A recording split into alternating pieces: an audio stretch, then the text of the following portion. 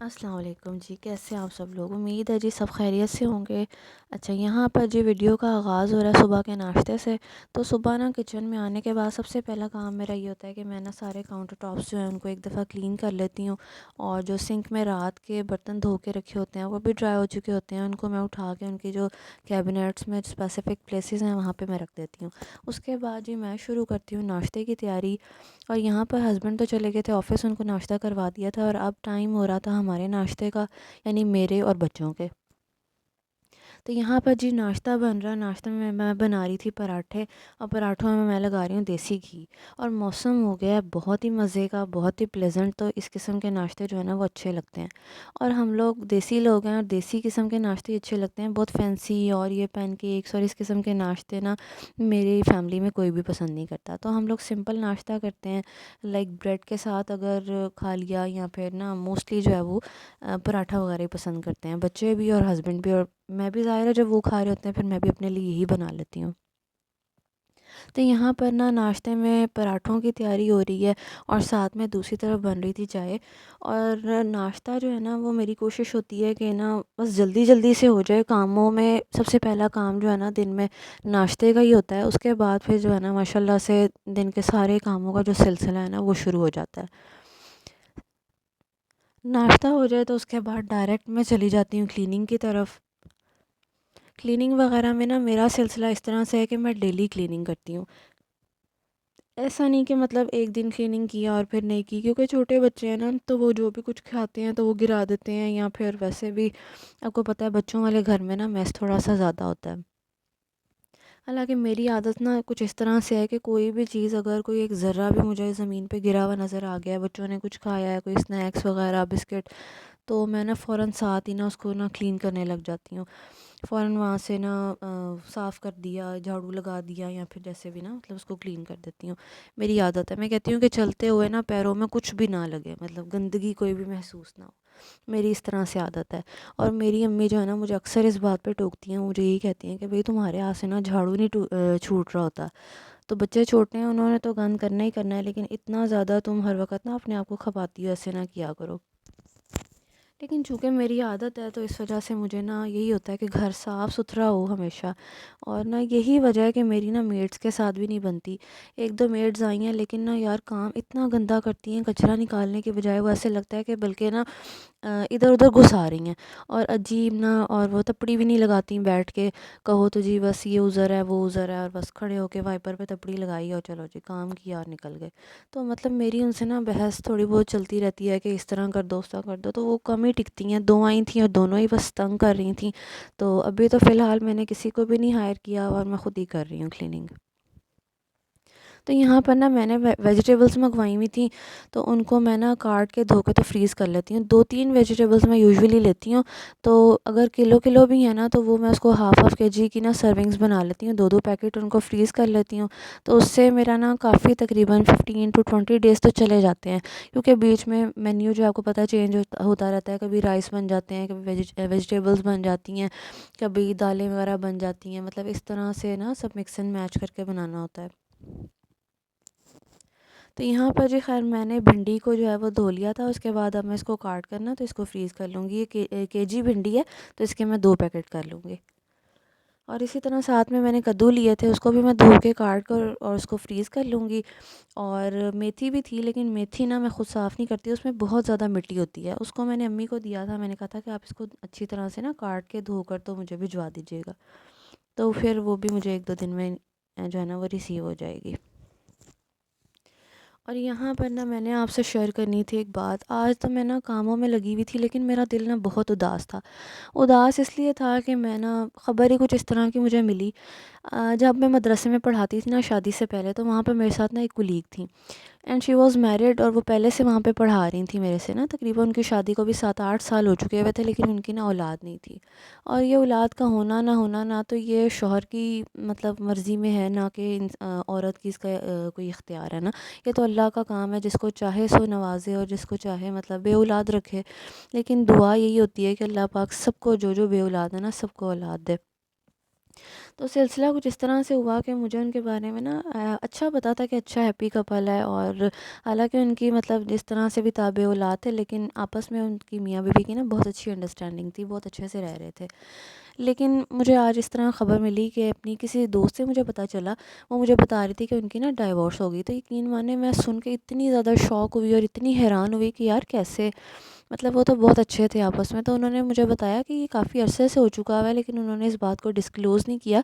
तो हमें भी मतलब दूसरे सोर्सेज़ से ये बात पता चली है। तो यकीन करें दिल बहुत दुखा, बहुत उदास हुआ।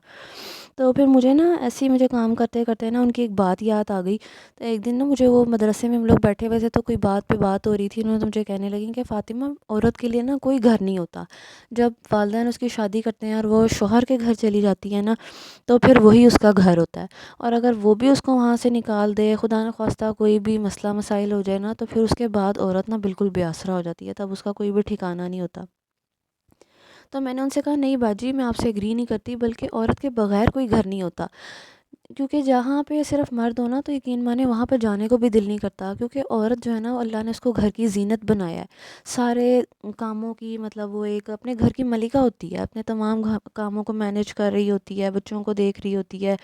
और जो रौनक और जो खूबसूरती घर में एक औरत से है ना, वो औरत के बगैर नहीं हो सकती। और ये चीज़ मुझे तब रियलाइज़ हुई जब मुझे अल्लाह पाक ने बेटी दी। यकीन माने बेटियों से बहुत खूबसूरती आ जाती है ज़िंदगी में, और घरों में भी एक अलग ही रौनक हो जाती है। तो ख़ैर जो भी है, पता नहीं उन्होंने ये बात क्यों की थी, शायद तब भी उनकी ज़िंदगी में कोई क्राइसिस थे। तो अल्लाह बेहतर करे, उनकी ज़िंदगी में आगे अच्छा करे और आसानियाँ करे। तो ख़ैर जी, यहाँ पे वीडियो जो है ना वो बहुत तेज़ी से भाग रही है। So back to the video. And मैं आपको बताती हूँ कि यहाँ पर ना कद्दू मैंने निकाले थे, उनको काटा था, और एक सर्विंग मैंने आज बनानी थी, यानी कद्दू ही बनाने थे मैंने आज। लेकिन वो हुआ कुछ इस तरह से कि ना उनको बॉयल वगैरह जब मैंने कर लिया, इतना काम कर लिया था, तो उसके बाद ना टाइम ज़्यादा हो रहा था, और मैंने ना बाथ लेना था और नमाज़ पढ़नी थी ज़ोहर की। सो मैंने उसको वहीं पे छोड़ दिया। तो और मैं चली गई थी नहाने। तो मीनवाइल जब मैं नहा कर फ़ारिग हुई, तो तब तक ना अम्मी आ गई थी, और अचानक ही आई, उन्होंने बताया भी नहीं था। तो फिर मैंने कहा यार चलो कद्दू नहीं करते आज, ना डिनर में मैं बना लेती हूँ बिरयानी। तो मैं यहाँ पर ना प्रिपरेशन करी थी बिरयानी की। तो हमारे घर में ना मेरे इधर ससुराल में ना ये पुलाव बिरयानी बहुत शौक़ से खाई जाती है, और ये बनती भी बहुत अच्छी है। मैं शुरू में तो जब आई थी, तो मैं ना वही बनाती थी तहों वाली बिरयानी, क्योंकि हमारे घर में ना वही बनती थी मेके में। लेकिन ना मेरे हस्बैंड को नहीं पसंद, वो कहते हैं कहीं से चावल सफ़ेद हैं और कहीं ना मतलब वाइ पीले होते हैं। तो मुकम्मल तौर पे ना मसाला उसके अंदर ना रचा बसा नहीं होता, तो वो ये वाली बिरयानी ज़्यादा पसंद करते हैं, तो मैं यही बनाती हूँ।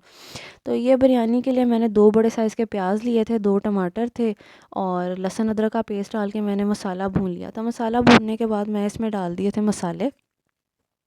मसालों में जी शामिल था नमक है, मिर्च है, हल्दी, धनिया पाउडर और ज़ीरा पाउडर, और अभी मैंने इसके अंदर शामिल किए हैं चिली फ्लेक्स।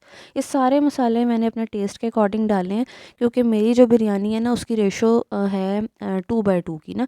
2 जो हैं वो ग्लास चावल हैं, और 2 ही साथ में ना मतलब आधा किलो जो है वो चिकन है, यानी कि आधा किलो चावल और आधा किलो चिकन की रेशो है। तो उसके मुताबिक जितने-जितने मसाले मुझे मुनासिब लगे थे मैंने डाल दिए। तो बाकी सब अपने टेस्ट के मुताबिक डाल सकते हैं। यकीन करें ये बिरयानी बहुत मज़े की बनती है, आपने ट्राई ज़रूर करनी है। और अब जी मैं मसाले को, जब मसाला जो है वो थोड़ा-सा भुनने पे आया ना, तो मैंने उसके अंदर शामिल किया दही। ये तकरीबन ना पहले भी मैंने 2 चम्मच डाले हैं, 2 मैं और डाल दूँगी। ये तकरीबन आधा पाव दही है। दही से ना सालन का टेस्ट बहुत अच्छा हो जाता है, और एक ना जिसे कहते हैं ना एक थोड़ी-सी सॉफ्टनेस सी आ जाती है मसाले में। चिकन भी बहुत अच्छे से टेंडर होता है इसकी वजह से, क्योंकि खटास होती है ना, और साथ में ना चावलों की भी एक जो टेक्सचर और जो टेस्ट होता है ना, उस पे बहुत इम्पैक्ट होता है दही का। तो ख़ैर यहाँ पे मैंने अब डाल दी थी दही, और इसको मसाले को मैं भूनूँगी, और मसाला जितना अच्छे तरीके से भुना होता है ना, चिकन जितना अच्छे से भुना होता है ना, तो हांडी का जो टेस्ट होता है ना वो उतना ही ज़्यादा मज़े का होता है। तो यहाँ पर अब मैंने बॉम्बे बिरयानी मसाला लिया नेशनल का। मैं ज़्यादातर मोस्टली जो मसाले हैं ना वो नेशनल के यूज़ करती हूँ, अक्सर शान का भी कर लेती हूँ, लेकिन मुझे नेशनल का टेस्ट जो है वो ज़्यादा पसंद है। तो यहाँ पर तकरीबन मैंने ना 3 चम्मच जो है ना वो बड़े वाले, वो डाल दिए थे इसके अंदर मसाले के। और मसाले को डालने के बाद मैं इसको अच्छी तरह से मिक्स कर लूँगी और भून लूँगी। और यहाँ पर जी अब आ गया हाफ़ केजी चिकन, इसको मैं ऐड करूँगी। हमारे घर में ना देसी खाने ज़्यादा पसंद किए जाते हैं, क्योंकि मेरे जो हस्बैंड है ना उनको ये चाइनीज़, इवन चाइनीज़ भी वो शौक़ से नहीं इतना खाते। और ये कोई भी फैंसी किस्म की डिशेज़ ना, वो कहते हैं सिंपल, मतलब वो देसी फूड हो, लाइक ये बिरयानी हो गई, सालन हो गए, बारबेक्यू हो गया, वो इस किस्म की चीज़ें ना शौक़ से खा लेते हैं। जबकि मुझे जो है ना वो फ़ास्ट फूड जो है वो थोड़ा सा पसंद है ज़्यादा। हालांकि उनको इतना नहीं है, लेकिन फिर भी हमारे साथ वो खा लेते हैं। अच्छा जी, तो वहाँ पर चिकन को मैंने डाल दिया था मसाले के अंदर, और उसको जो है ना वो भून रही हूँ अब मैं। उसको मैंने अच्छी तरह से भूना है, और भूनने के लिए मैंने उसको रख दिया यहाँ तक कि उसकी चिकन की जो रॉ स्मेल है ना वो ख़त्म हो जाए। और यहाँ पर जब तक हांडिया वगैरह बन रही होती है ना, चूल्हे पे मैंने रखी होती है, तब तक मेरी कोशिश होती है कि मैं ना किचन से ना निकलूँ बाहर। साथ साथ मैं छोटे छोटे काम कर लेती हूँ, जैसे अब ये धनिया आया हुआ था, इसको चॉप करना था, इसको पहले मैंने सारा धनिया तोड़ा है और अब इसको ना मैं चॉप कर रही हूँ। और साथ में अगर बर्तन वगैरह होते हैं तो मैं साथ ना बर्तन धो लेती हूँ, क्योंकि आपको पता है कि खाने के दौरान ना बहुत सारे बर्तन जमा हो रहे होते हैं, और वो साथ साथ धुलते रहे ना तो फिर सही रहता है। क्योंकि खाने के जो बनने के दौरान बर्तन हैं वो भी पड़े रहें, और उसके बाद जब खाने के बाद जो बर्तन होते हैं ना वो सब जमा हो जाए तो बहुत मैस हो जाता है और सिंक बहुत भर जाता है। तो मेरी ये कोशिश होती है कि मैं हाथ के हाथ सारे बर्तन ना साथ साथ निपटा लूँ। और यहाँ पर जो चिकन जो था उसको मैं भून रही थी अच्छे तरीके से, आपको नज़र आ रहा है कि चिकन का जो कलर है वो भी चेंज हो चुका है, और अच्छे तरीके से चिकन जो है वो भून गया। अब इसको जो है वो गलाने का टाइम आ गया, तो इसके अंदर तकरीबन मैंने आधा ग्लास पानी शामिल कर दिया है, और अब मैं इसको ढक्कन ढक के ना तो गलने के लिए रख दूँगी, और ये इतना गल जाएगा कि मतलब 70% कुक हो जाएगा, और बाकी जो है वो 70 या 60% लगा लें कि कुक हो जाएगा। बाकी 20-30% ये चावलों के साथ कुक होगा, और बाकी जो कसर होती है ना 15-10 मिनट का जो दम होता है उसके अंदर जो है वो टोटल जो है वो टेंडर हो जाता है चिकन बहुत अच्छे तरीके से। और मीनवाइल यहाँ पर मैं धोने लगी हूँ जी बर्तन। बर्तन भी काफ़ी सारे जमा हो गए थे, तो मैंने कहा चलो यार इसको भी साथ साथ धो लेते हैं। और जी ये झटपट से आपको नज़र आया धुल गए जी बर्तन। लेकिन ये इतनी जल्दी नहीं धुले थे, ये थोड़ी सी हो गई है फ़ास्ट। अच्छा, बर्तन धोने के बाद ना मैं साथ साथ जो है वो स्लैब जो है और सिंक जो है उसको भी क्लीन कर लेती हूँ। सिंक को मैं धो लेती हूँ और अच्छे से क्लीन कर लेती हूँ उसको भी, और जो साथ स्लैब है उसको भी। और जो इवन पीछे टाइल्स हैं ना उनको भी मैं साथ साथ जो है ना वो कपड़ा मार देती हूँ और उसको साफ़ कर देती हूँ, क्योंकि ना छींटें वगैरह उड़ती हैं साबुन की और ना पानी वगैरह की, तो वो फिर यहाँ वहाँ सारे निशान स्टेन्स पड़ जाते हैं। हाथ के हाथ धोते रहो, साफ़ करते रहो ना तो चीज़ साफ़ रहती है, नहीं तो फिर वो आपको पता है कि जहाँ पे जिस जगह पे हाथ ना लगे तो वहाँ पे बस गंदा होने लगता है। और साथ ही मैं ना टैप को भी धो लेती हूँ, और उसके बाद इसी जो कपड़ा है ना इसके साथ अच्छी तरह से ड्राई कर लेती हूँ। Cleaning is my therapy. यकीन करें मुझे ना क्लीनिंग के बाद बहुत सुकून मिलता है। घर साफ़ हो, किचन साफ़ हो, और हर चीज़ ऑर्गेनाइज्ड हो। मेरा घर बहुत सिंपल है, मैंने कोई बहुत ज़्यादा डेकोरेशंस नहीं की हुई, क्योंकि अभी रिसेंटली जो है ना हमने घर बनाया और हमें शिफ्ट हुए तकरीबन ना 1.5 माह हुए हैं। और अभी यहाँ पे कुछ काम रहते भी हैं होने वाले, लेकिन अल्हम्दुलिल्लाह सुम्मा अल्हम्दुलिल्लाह कि अल्लाह पाक ने हमें अपना घर दे दिया, क्योंकि इससे पहले हम रेंटेड हाउस में थे। और आपको पता है कि रेंट पे रहना कितना मुश्किल काम है, छोटे छोटे बच्चों के साथ ना सामान उठा के साल के बाद यहाँ फिर वहाँ, सामान का तो जो भी ख़राबी होती होती है, साथ ना एक अपने लिए एक बहुत ज़्यादा ना एक वो एक कहते हैं ना ज़हनी परेशानी है किराए। तो मेरी यही दुआ है कि जिस जिस के पास घर नहीं है अल्लाह ताला सबको अपना घर दे। तो अल्लाह पाक का लाख लाख शुक्र है कि जिसने हमें अपना घर दिया है। तो यहाँ पे भी कुछ काम रहते हैं होने वाले, तो इंशाल्लाह ताला वो भी टाइम के साथ साथ करेंगे। तो यहाँ पर जी अब मैं शामिल कर रही हूँ इसके अंदर चावल। चावल मैं बासमती का इस्तेमाल करती हूँ, इसका ना चावल बहुत अच्छा बनता है खिला खिला।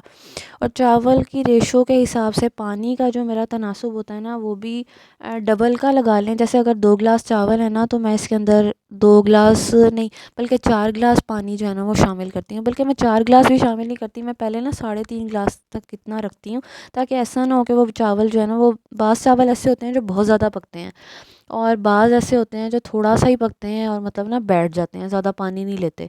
इस वजह से थोड़ा सा ना कम रख के पकाया जाए ना तो वो बहुत अच्छा हिसाब रहता है, चाहे बाद में फिर बंदा शामिल कर ले पानी। अच्छा जी, यहाँ पर ना यहाँ चावलों को मैंने ढक के पका लिया था और आप देख रहे हैं बबल्स बन रहे हैं। तो इस लेवल पे आके ना इस स्टेज पे मैं चेक कर लेती हूँ नमक और मिर्च वगैरह के सब चीज़ें ठीक हैं। अगर तो कोई चीज़ कम हो ना तो फिर और डाल देती हूँ। यहाँ मुझे नमक थोड़ा सा कम लग रहा था तो वो मैंने शामिल कर दिया, साथ ही मैंने चॉप्ड कोरिएंडर जो है ना वो भी शामिल कर दिया।